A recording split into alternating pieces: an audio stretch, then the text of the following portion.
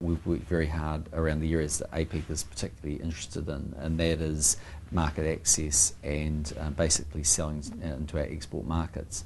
So a combination of the free trade agreements we've effectively achieved through APEC and others are really driving that consumer demand. We've been very strong advocates of free trade. So starting at, I guess, the very top line, that's been through the WTO for a very long period of time. We've argued strongly for liberalisation and for greater access to, to markets, and we believe that's been, one of the big factors that's actually lifted so many, billions of people out of poverty is the capacity to sell, produce goods and services and sell into each other's markets. I mean, from a sort of, APEC perspective, we've also been one of the very strong advocates of free trade, and of course we're in the heart of the TPP negotiations now. So I think, New Zealand has tried to demonstrate to the world that you can actually be very efficient on a global stage without subsidies if you have a fair trading regime where each country can sell into each other's markets. We remain confident that TPP can be concluded. It's ambitious. There are 12 countries like Japan who have historically sat outside of significant free trade agreements, so this would be a big step for them. The United States, I think, has a variety of reasons why it's very interested in seeing a successful outcome for TPP, but nevertheless they still have to get it through their Congress and Senate. It's not completely straightforward, and it's an interesting agreement because it has a number of at least arguably controversial chapters, or at least more challenging chapters, particularly around intellectual property, and agriculture is always going to be in that category. But overall, we see huge opportunities, and our modelling shows that the economic benefits for both New Zealand and all the players are very good. RCEP, I mean, again, we are very interested in what's happening there, partly because you've got players like, I think, India involved in that particular free trade agreement, China as well. From New Zealand's point of view, we are the only, I think, Western country that's actually got a free trade agreement with all parts of the what we would define as one China, so mainland Taiwan and Hong Kong. But we see both of them as very important initiatives. The interesting thing about APEC, I think, is it has a clear objective.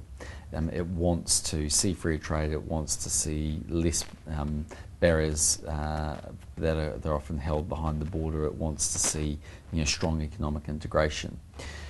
So, and the other thing I think that's interesting about APEC is that so not only does it have a strong economic focus, but it's tightly linked with the business community, which play a very pivotal role in APEC being successful. And so in a way that's quite different, for instance, from when we go to things like East Asian Summit, for instance, which takes a different perspective. It has an economic focus, but it considers other issues. I mean, I think with APEC, in the end, the real objective has to be that in fact it provides a free trading bloc, that everybody has those opportunities. Because I think in the end you're talking about the countries that are likely to dominate global growth over the course of the next 10 to 20 years. Doesn't mean that other parts of the world won't be as important, but it's plain, I think, for everyone to see that within that APEC region you've got some very fast growing economies. The last, I think, leaders meeting we had in Bali, there was a summary of what those behind the border measures meant in concrete terms. What it meant in terms of the reduction of some of the costs that our businesses were incurring, how quick it was to establish a business, how much we were recognising each other's markets and regulations. And practically I always say to people, a free trade agreement's interesting, they're great initiatives to have, but they don't absolutely guarantee that you'll have a successful outcome.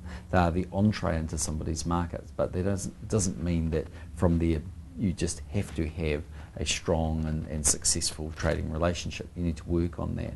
And there are many ways that countries, if they want to, can slow up the process, even if they have a free trade agreement. So that's what I like about APEC, that you've got the actual companies themselves who live and breathe the stuff. It's not just theoretical for them, actively involved in trying to drive the agenda.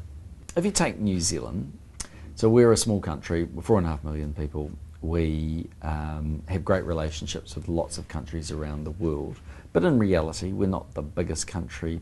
For us to get airtime with some of these, very big leaders, the president of Russia, the president of China, the president of the United States of America, those things can happen on a bilateral basis, but they're not going to happen, every year or whatever it might be. It's a nice idea, but practically it won't work that way. Through APEC, you get amazing face time and incredible capacity to build relationships. It's not just about what particularly comes out today, it's about the building of those relationships so that when there are issues or concerns or things you're working on, you really can lift the phone, make a phone call and feel as though you have a personal relationship. Secondly, I actually think progress does occur out of APEC. It may not be the most sexy stuff that is going to lead the front page of the newspaper, but the fact that such important business leaders want to be engaged in this process shows you they believe we are getting there. And ultimately, if you look at something like TPP, from New Zealand's point of view, if we can see a successful conclusion to TPP, that will be testimony to the absolute critical importance of APEC. So, from our point of view, of a lot of the international organisations or forums that we go to, if you ask me to say, do I just have to choose one I can go to and nothing else, I'd pick APEC.